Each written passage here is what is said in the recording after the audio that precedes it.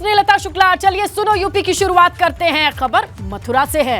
श्री कृष्ण जन्मभूमि शाही ईदगाह मस्जिद से जुड़ा मामला और आज मामले में कोर्ट में दायर 8 याचिकाओं पर सुनवाई होनी है। दायर याचिका में श्री कृष्ण जन्मभूमि को मुक्त कराने की मांग की गई है। श्री कृष्ण जन्मभूमि की 13.37 एकड़ भूमि को मुक्त कराने की मांग वाली याचिका पर सुनवाई। इस मामले में रंजन अग्निहोत्री, आशुतोष पांडे, मनीष यादव, अनिल त्रिपाठी, दिनेश शर्मा, महेंद्र प्रताप सिंह, पवन शास्त्री, जितेंद्र विशन ने दी है याचिका और आज इन 8 मामलों पर सुनवाई का दिन बताया जा रहा है। तो तेजी से इस मामले को निपटारे के आदेश तो दिए ही गए हैं, लेकिन आज का दिन अहम इसलिए है क्योंकि दायर याचिका में श्री कृष्ण जन्मभूमि को मुक्त कराने की मांग की गई है। 13.37 एकड़ भूमि जो शाही ईदगाह की पास है, उस पूरे मामले पर याचिका और आज सुनवाई की खबर। चलिए ज्यादा जानकारी के लिए रुक करेंगे हमारे सहयोगी अनिल सारस्वत फोन लाइन पर मौजूद हैं। अनिल जरा बताएं कि किस तरीके से, सीधा रुक करेंगे मथुरा का, हमारे सहयोगी अनिल लाइव जुड़ रहे हैं। अनिल जरा बताएं आज का दिन किस तरीके से दलीलों के साथ तैयारी बताई जा रही है याचिकाकर्ता की। भाई आ जाओ। जी मैं आपको बता दूं, आज श्री कृष्ण जन्मस्थान और शाही ईदगाह विवाद मामले का बड़ा दिन माना जा रहा है, क्योंकि श्री कृष्ण जन्मस्थान और शाही ईदगाह विवाद मामले से जुड़े हुए 8 वादों पर अभी मथुरा कोर्ट में सुनवाई होनी है। कुछ ही समय में ये सुनवाई होगी और हम आपको बता दें कि यह पूरी सुनवाई जो है रंजना अग्निहोत्री, आशुतोष पांडे, मनीष यादव, अनिल त्रिपाठी, दिनेश शर्मा, महेंद्र प्रताप, पवन शास्त्री और जितेंद्र विशन के 8 वादों पर मथुरा कोर्ट में सुनवाई होनी है। कुछ सुनवाई शुरू होगी। कुछ वादी भी हैं हमारे साथ इस समय जुड़ चुके हैं, हम उनसे भी बात करेंगे। जी बताइए अनिल जी, आज किस मामले पर सुनवाई होगी? आज सुन्नी सेंट्रल वक्फ बोर्ड ने एक 711 रूल की तहत जो है उन्होंने एक एप्लीकेशन दी है, उस पर हमने समय मांगा है जवाब देने के लिए। पर 711 रूल हमारे मुकदमे में लागू होता नहीं है। ये पुरातात्विक जो सर्वेक्षण है सरकार करा ले।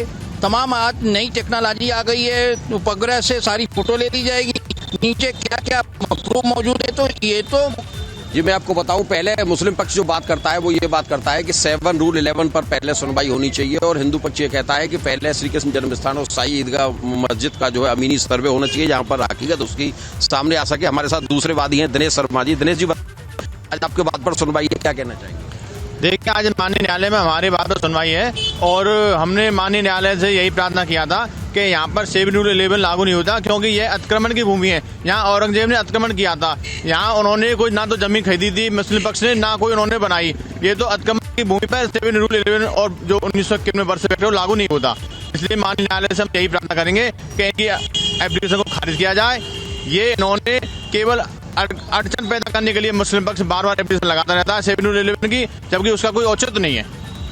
जी मैं आपको बता दूं, वादी कोर्ट पहुंच चुके हैं और यहाँ पर जो भी वादी हैं 8 लोग हैं, उनका आने का सिलसिला चालू है। मुस्लिम पक्ष भी यहाँ पर कोर्ट में पहुंच चुका है और अब कुछ ही समय में यहाँ पर मथुरा कोर्ट में श्री कृष्ण जन्मस्थान और शाही ईदगाह विवाद मामले में सुनवाई प्रारंभ होगी। जी बिल्कुल अनिल, तो देखिए यहाँ पर ये मामला बनता है या नहीं बनता है, इसे लेकर के कोर्ट किस तरीके से दोनों पक्षों की दलील सुनता है, इस पर बहुत कुछ निर्भर करेगा। आज का दिन अहम रहने वाला है। शुक्रिया अनिल जानकारी के लिए, तस्वीरों के लिए। और आज मथुरा से ये सीधी तस्वीरें देख रहे थे, हलचल बढ़ी हुई है कोर्ट के बाहर। आगे बढ़े, बात करें अगली बड़ी खबर की जो सियासत से जुड़ी है। निकाय चुनाव परिणाम के बाद रालोद सपा गठबंधन में टकराव तेज बताया जा रहा है। बड़े नेताओं को हारे प्रत्याशी के गुस्से का सामना करना पड़ सकता है और रालोद के प्रदेश अध्यक्ष रामाशीष राय का समाजवादी पार्टी पर आरोप सामने आया है। सपा की वजह से रालोद कम सीटों पर जीती, ये कहना है रामाशीष राय का। लोकसभा चुनाव पर आगे फैसला लिया जाएगा, ये भी रामाशीष राय का कहना है। तो देखिए, जिस गठबंधन के साथ विधानसभा चुनाव लड़ा जाता है, जो एक बड़ी तस्वीर लेकर के पश्चिम उत्तर प्रदेश के साथ जयंत चौधरी सामने आते हैं, लेकिन अब खबर मिल रही है निकाय चुनाव के परिणाम के बाद रालोद और सपा के गठबंधन में सब कुछ ठीक नहीं है, टकराव तेज है। बड़े नेताओं को जो हार मिली है, जो प्रत्याशी हैं उनको हार मिली है, तो गुस्से का सामना करना पड़ सकता है। आइए इस टाइमलाइन को देखते हैं और समझते हैं कि कौन कब कब कहां साथ आया। तो रालोद सपा कब कब आमने सामने आए, साल 2018 का जिक्र कर लें कैराना लोकसभा उपचुनाव में रालोद के सामने सपा ने उम्मीदवार उतारा था। समाजवादी पार्टी ने रालोद को कैराना सीट देने के बाद अपना ही कैंडिडेट उतार दिया था। 2019 में आई लोकसभा चुनाव, रालोद 5 सीटें चाहती थी, लेकिन सपा ने सिर्फ 3 सीटें दी। और 2019 का ही जिक्र करें, रालोद मुजफ्फरनगर, बागपत, मथुरा से चुनाव लड़ी थी और 22 में विधानसभा चुनाव का जिक्र करना भी बेहद अहम हो जाता है। कैसे देखिए, विधानसभा चुनाव में रालोद ने 59 सीटें मांगी थी। ये बातचीत से बातें चली थी। कैसे? लंबी बातचीत के बाद मिली कितनी सीटें? लगभग सिर्फ 33 सीटें। 2023 निकाय चुनाव, ताजा वाकया, इस पर आइए। रालोद ने नगर निगम की आगरा और मेरठ सीट मांगी थी। रालोद को इनकी अनदेखी की गई और सपा ने दोनों सीटों पर अपने कैंडिडेट उतार दिए। तो कुल मिलाकर के अगर आप देखें, वक्त दर वक्त जो टकराव की स्थिति है उसमें कैंडिडेट को लेकर के, टिकट को लेकर के है। लेकिन ये टकराव अब 24 में रिफ्लेक्ट करेगा या नहीं, ये बड़ा सवाल है। सीधा रुख करते हैं लखनऊ का। हमारे सहयोगी अनुभव शुक्ला ज्यादा जानकारी के साथ जुड़ गए हैं, क्योंकि पर्दे के पीछे क्या चल रहा है अनुभव, ये जानना और समझना दर्शक चाहेंगे। क्योंकि मंच से तो दोनों तरफ से नेता कहते हैं नहीं जी सब ठीक है, गठबंधन बढ़िया है, लेकिन पर्दे के पीछे की कहानी कुछ और है। देखिए, बिल्कुल आरएलडी को निकाय चुनाव में जीत मिली है और खासतौर से पश्चिम इलाके में काफ़ी सीटें जीती है। लेकिन पूर्वांचल की बात कर लें, अवध की बात कर लें, पूर्वांचल जहां से खुद उनके प्रदेश अध्यक्ष आते हैं, वहां पर पार्टी का परफॉर्मेंस बिल्कुल ठीक नहीं रहा और इसे लेकर वो भी रिव्यू बैठक कर रहे हैं अलग अलग जगहों पर। कल अवध क्षेत्र की उन्होंने बैठक की और उसमें पदाधिकारियों ने यही कहा कि कई जगहों पर समाजवादी पार्टी के चलते हमारे उम्मीदवार हार गए और कुछ जगहों पर तो जब समीक्षा बैठक हुई तो उम्मीदवारों ने आरोप लगाया कि भाई हम समाजवादी पार्टी के चलते चुनाव हार गए। तो यही बात अब जो आरएलडी के प्रदेश अध्यक्ष हैं रामाशीष राय, वो भी कह रहे हैं। हमने उनसे बात की और हमने उनसे पूछा कि भाई आपका परफॉर्मेंस तो ठीक नहीं रहा, खासतौर से अवध में, पूर्वांचल में, इसके पीछे वजह क्या रही? उन्होंने साफ तौर पर समाजवादी पार्टी पर आरोप लगाया, कहा कि समाजवादी पार्टी की वजह से हम इस चुनाव में ज़्यादा सीटें नहीं जीत पाए क्योंकि समाजवादी पार्टी ने आखिरी मौके पर इस निकाय चुनाव में गठबंधन तोड़ दिया था और कई जगहों पर समाजवादी पार्टी के चलते 7 से 8 उनके जो उम्मीदवार थे नगर पालिका अध्यक्ष के, नगर पंचायत अध्यक्ष के, वो चुनाव हार गए। उन्होंने ये भी कहा कि समाजवादी पार्टी के तो उम्मीदवार हमारी वजह से जीत गए, लेकिन उनकी वजह से हमारे उम्मीदवार हार गए। हमने उनसे ये भी सवाल पूछा कि ये बताइए कि लोकसभा के चुनाव में साथ रहेंगे नहीं रहेंगे, तो उनका देखिए ये तो फिर आगे की बात है अभी, लेकिन हम अपनी तैयारी 18 से 20 लोकसभा सीटों पर कर रहे हैं। अब आप सोचिए 18 से 20 सीटों पर वो अपनी तैयारी कर रहे हैं। हमने पूछा क्या आप गठबंधन में आपको लग रहा है इतनी सीटें मिल जाएगी? उन्होंने कहा बिल्कुल हमारा क्लेम बनता है, जहाँ पर जो जीतने वाला उम्मीदवार होगा उससे लड़ाया जाएगा, इसलिए हमें लग रहा है कि हमें ये सीटें मिलेंगी। तो फिर ये भी है कि अगर नहीं मिलेंगी तो फिर क्या होगा? इस पर उन्होंने कहा कि देखिए ये अभी आगे की बात है, पर इतना ज़रूर है कि इस गठबंधन में कुछ और भी दल शामिल होंगे। उन्होंने साफ तौर पर कहा कि कुछ और भी दल अभी शामिल होंगे और जो जहां जीतने वाला होगा उसे ही टिकट दिया जाएगा। यानी इस आरएलडी की तैयारी शायद ये है कि इस गठबंधन में कुछ और लोग साथ आए, बड़े दल साथ आए उत्तर प्रदेश में कम से कम। देखिए आरएलडी के कार्यकर्ताओं से अगर बात की या रामाशीष राय से आपने जो कह रहे हैं बातचीत की, इतनी मेहनत कार्यकर्ता जी जान से करे और जब आखिरी में टिकट के बंटवारों की बात आती है, जयंत जाते हैं, अखिलेश से बात करते हैं और जितनी समाजवादी पार्टी की तरफ से रायशुमारी होती है वो बैकफुट पर आ जाते हैं, एक्सेप्ट कर लेते हैं। कार्यकर्ताओं को ये बात कितनी एक्सेप्टेड है, वो कितना इस बात को लेकर के सहज महसूस करते हैं? देखिए उन्होंने तो साफ तौर पर कहा कि आरएलडी के जो पदाधिकारी हैं, जो कार्यकर्ता हैं, वो यही चाह रहे थे कि ये जो निकाय चुनाव है ये आरएलडी पूरी तरह से अपने बलबूते पर लड़े, यानी बिना किसी गठबंधन के, किसी का न साथ दे, किसी का न सहयोग ले, खुद उसके उम्मीदवार लड़े। और बहुत जगहों पर उनके उम्मीदवारों ने तैयारी भी की थी, लेकिन आखिरी वक्त पर जिस तरीके से कई जगहों पर समाजवादी पार्टी ने अपने उम्मीदवार उतार दिए थे, हालांकि कुछ 2-4 जगहों पर समाजवादी पार्टी ने अपने कैंडिडेट बिल्कुल आखिरी वक्त में बैठाए, लेकिन उससे भी कहीं ना कहीं कंफ्यूजन रहा कार्यकर्ताओं के बीच, पदाधिकारियों के बीच।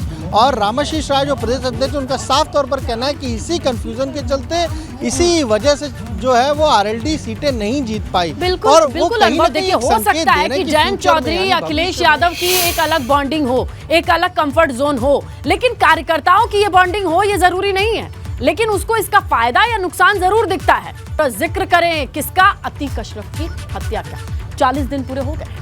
आज अतीक अशरफ का 40वां होगा। अतीक अशरफ के परिवार के अधिकांश लोग फरार हैं। अतीक के परिवार के कई लोग जेल में बंद हैं। तो क्या 40वें में शाइस्ता परवीन आएंगे? देखिए, परंपरा के मुताबिक तो परिवार के सदस्य और दूसरे अन्य लोग कब्र पर जाकर के फूल चढ़ाते हैं, फातिहा करते हैं, घर में भंडारे और धार्मिक पाठ का आयोजन किया जाता है, गरीबों को दान दिया जाता है। लेकिन अतीक अशरफ के परिवार के ज्यादातर लोग या तो जेल हैं या फरार चल रहे हैं या उनकी तलाश है पुलिस को। ऐसे में देखना यह होगा कि जिस अतीक और अशरफ की कभी तूती बोला करती थी, क्या 40वें के दिन भी उनके कब्र पर फूल चढ़ाने कोई जाता है या फिर नहीं। तो देखिए, 40वां है, कसारी मसारी पे कब्र है अतीक और अशरफ की। शाइस्ता मिट्टी पर तो नहीं आई थी, लेकिन 40 दिन पूरे हुए और इस्लामिक धर्म के हिसाब से आज 40वें दिन की जो रीति रिवाज है, जो कर्मकांड है, वो क्या पूरे किए जाएंगे, ये देखना अहम रहेगा। क्योंकि आज रस्मों को देखें तो कब्र पर फूल चढ़ाना, ये तमाम चीजें होती हैं, लेकिन अतीक और अशरफ के लिए ये रस्म कौन निभाएगा, ये बड़ा सवाल है। क्योंकि ज्यादातर लोग या तो फरार हैं, उन्हें पुलिस ढूंढ रही है, या फिर लोग जेल में हैं। सीधा रुख करते हैं हमारे सहयोगी मोहम्मद मोइन का, उनसे जानकारी लेते हैं। मोइन, 40वें के दिन क्या क्या होता है अगर आज देखा जाए किसी सामान्य परिवार के लिए, और आज जो कंडीशन आप देख पा रहे हैं अतीक और अशरफ को लेकर के, क्या लग रहा है आज का दिन कैसा बीतेगा?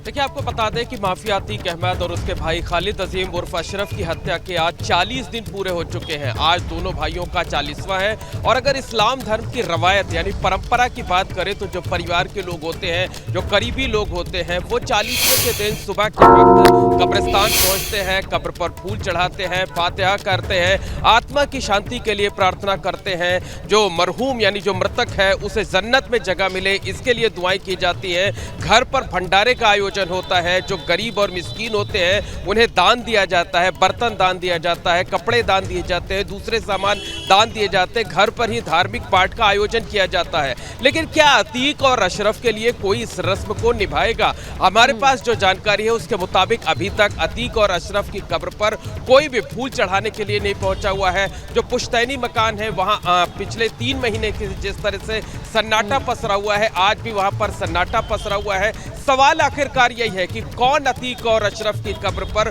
फूल चढ़ाने के लिए जाएगा, क्योंकि जो परिवार के सदस्य हैं उनमें ज्यादातर लोग या तो जेल में हैं या फिर पुलिस उन्हें तलाश रही है, पुलिस से भागते हुए फिर रहे हैं। जो करीबी रिश्तेदार हैं वो डर के मारे इतनी हिम्मत जुटा सकने की हालत में नहीं है, क्योंकि उन्हें सीधे तौर पर इस बात का पता है कि अगर वो सामने आते हैं तो वो पुलिस के रडार पर आ जाएंगे, पुलिस उन्हें भी तलाशना शुरू कर देगी, उनकी भूमिका तलाशनी शुरू कर देगी। तो ऐसे में सवाल यही है कि जिस अतीक अहमद की कभी तूती बोलती थी, अतीक और अशरफ घर के बाहर कदम रखते थे तो सैकड़ों लोगों की भीड़ इकट्ठा हो जाती थी, लोग तस्वीरें खिंचाने के लिए बेचैन रहते थे, अतीक और अशरफ के काफिले में अपनी गाड़ियां शामिल कराने के लिए लोग परेशान रहते थे। आज 40वें के दिन उस अतीक और अशरफ की कब्र पर कोई फूल चढ़ाने जाएगा या नहीं? 40वें की जो रस्म होती है, जिस तरीके से धार्मिक पाठ का आयोजन होता है, भंडारा होता है, दान दिया जाता है, आज उसे कोई संपन्न करेगा या नहीं करेगा? और इससे भी बड़ा सवाल यही है कि क्या जब शाइस्ता परवीन जो कि अतीक अहमद की पत्नी है, क्या आज वो सामने आएंगी? पति की मौत पर सामने नहीं आई, बेटे के एनकाउंटर के बाद सामने नहीं आई, तो क्या आज शाइस्ता परवीन सामने आ सकती है? नहीं, ये भी एक बड़ा सवाल है।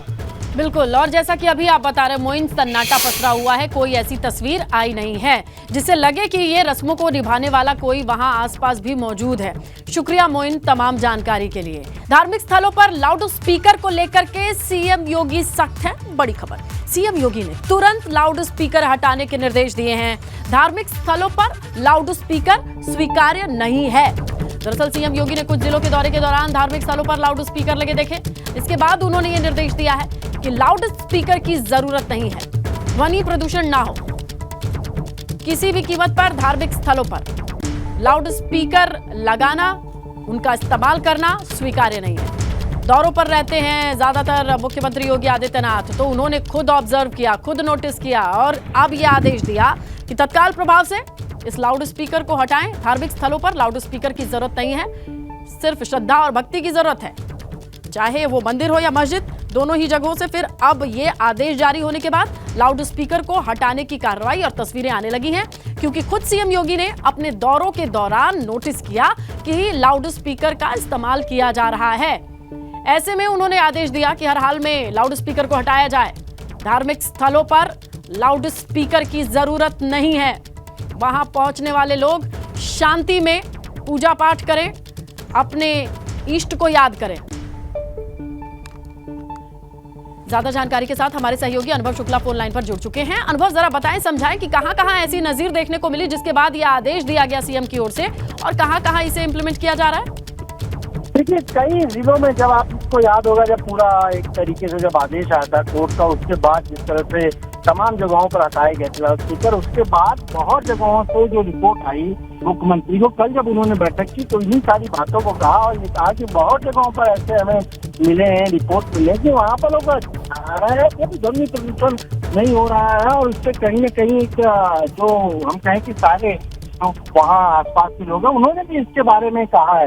पर ये भी साफ तौर पर कहा कि अगर कहीं ऐसे लगे हुए हैं, हो रहा है अगर कहीं पर ध्वनि प्रदूषण, तो उसको भी रोकने का काम जो है वो लोग करें। खासतौर पे जो कोर्ट ने कहा है उसकी गाइडलाइन का अक्षरशः पालन करने के भी निर्देश मुख्यमंत्री ने दिए हैं। इसके अलावा कल जब बैठक की है मुख्यमंत्री ने तो साफ तौर पर ये कहा है कि जो अधिकारी है वो जनपदों के विकास की नियमित समीक्षा करें और जो काम है वहाँ उसे समयबद्ध तरीके से पूरा करें। देखिए, इसके अलावा जो आप देखिए कई जगहों पर, कई शहरों की बात करें, कस्बों की बात करें, बहुत जगहों पर जो अवैध टैक्सी स्टैंड होते हैं, उन सारी चीजों को भी लेकर मुख्यमंत्री ने अधिकारियों को निर्देशित किया है।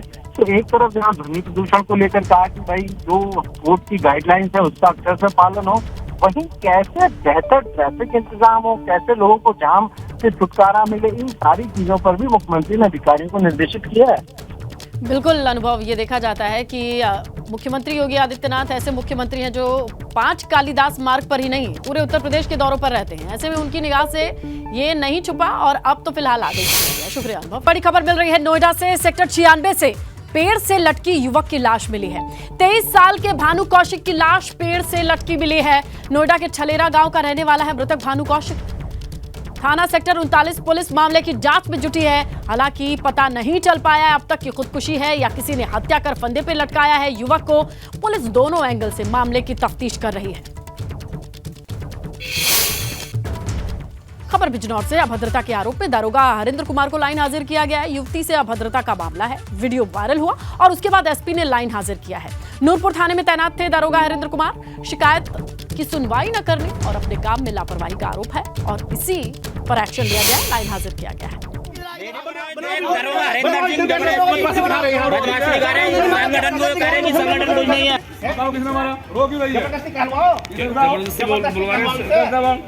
बता बेटे किसने मारा? इससे जबरदस्ती कालवा बता किसने मारा?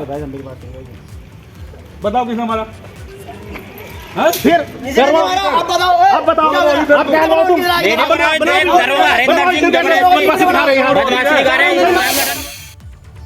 आगे बढ़ेंगे। खबर गोरखपुर से है। 45 साल के अफरोज अंसारी की हत्या की खबर मिल रही है। गोरखनाथ थाना क्षेत्र के दिग्विजय नगर वजीराबाद के घर के भीतर बेडरूम के अंदर हत्या की आशंका जताई जा रही है। 5 भाइयों में अफरोज अंसारी रेलवे में काम करते थे। भाई जावेद अंसारी ने मृतक की पत्नी शादिया पर आरोप लगाया है। प्रेमी अरशद, अभिषेक और 2 अज्ञात लोगों पर भी हत्या का आरोप है। 6 महीने पहले अफरोज ने शादिया से लव मैरिज की थी, लेकिन अब आरोप है कि पत्नी शादिया ने ही हत्या की साजिश रची, प्रेमी के साथ मिलकर मौत के घाट उतारा। अगली खबर गाजियाबाद से। अधिशासी अभियंता के दफ्तर में खुदकुशी की कोशिश का मामला है। मीटर लैब में तैनात कंप्यूटर ऑपरेटर संविदा कर्मी ने गंभीर आरोप लगाए हैं। सुनवाई न होना और इन तमाम चीजों से दुखी होकर गले में फंदा डालकर खुदकुशी की कोशिश की। अधिशासी अभियंता के दफ्तर में खुदकुशी की कोशिश का यह वीडियो वायरल है।